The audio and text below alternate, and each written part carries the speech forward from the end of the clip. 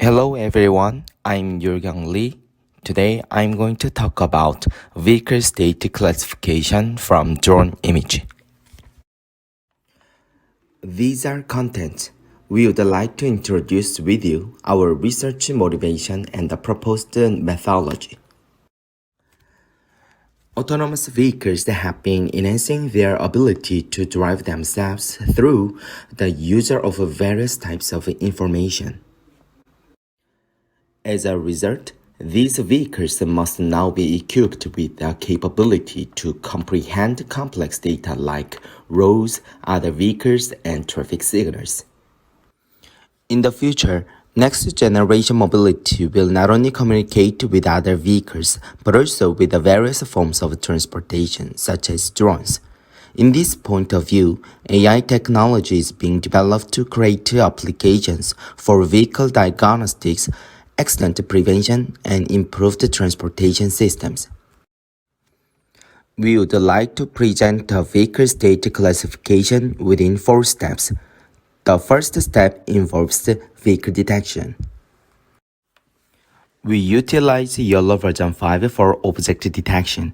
We train this model using images collected from drones and then generate vehicle detection result for the classification data.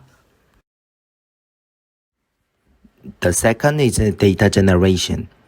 We select a neighboring vehicle based on the detection result of the target vehicle. We use the cropped area as input for the classification model. The third is data augmentation. Using the cropped area and the vehicle detection result, we generate a heat map and distance map. These 3 image datasets are then expanded using the mixup algorithm, and the various data are utilized to obtain general classification result. Lastly, our goal is to create a classification model that can determine the movement status of vehicles on the road. Here is our proposed vehicle state classification model, which consists of 2 parts: the wide area feature extraction and the deformable residual module. Wide area feature extraction extracts the feature map with a large receptive field. Deformable residual module uses flexible corner positions to more focus on objects. I hope to discuss more details in my presentation session.